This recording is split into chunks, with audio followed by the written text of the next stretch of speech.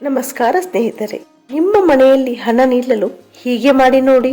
ಸೂರ್ಯ ಹುಟ್ಟುವ ಮುಂಚೆ ಎದ್ದೇಳಿ, ದೇವರ ಫೋಟೋ ವಿಗ್ರಹಗಳಿಗೆ ಅಷ್ಟಗಂಧವನ್ನು ಹಚ್ಚಿ ಪೂಜಿಸಿ. ಮುಸ್ಸಂಜೆ ಹೊತ್ತಿನಲ್ಲಿ ಮನೆಯ ಮುಖ್ಯ ದ್ವಾರವನ್ನು ಮುಚ್ಚಬೇಡಿ, ತೆರೆದಿಡಿ. ಬೆಳಗಾಗುವ ಮೊದಲೇ ಬಾಗಿಲ ಮುಂದೆ ನೀರು ಹಾಕಿ ರಂಗೋಲಿ ಹಾಕಬೇಕು. ಮನೆಯನ್ನು ಸ್ವಚ್ಛವಾಗಿರಿಸಿ ಸಾಯಂಕಾಲ ಧೂಪವನ್ನು ಹಾಕಬೇಕು. ಮನೆಯನ್ನು ಒರೆಸುವಾಗ ಸ್ವಲ್ಪ ಕಲ್ಲುಪ್ಪು ಹಾಕಿ ಮನೆಯನ್ನು ಒರೆಸಿ. ಮನೆಯ ಒಳಗಡೆ ಪ್ರವೇಶಿಸುವಾಗ ಎದುರಿಗೆ ಪರಿಮಳ ಭರಿತ ಹೂಗಳನ್ನು ಇರಿಸಿ. ಮನೆಯ ಬಾಗಿಲ ಸುತ್ತಮುತ್ತ ಮುಳ್ಳಿನ ಗಿಡ ಹಾಗೂ ಪೊದೆಗಳು ಇರದ ಹಾಗೆ ನೋಡಿಕೊಳ್ಳಿ.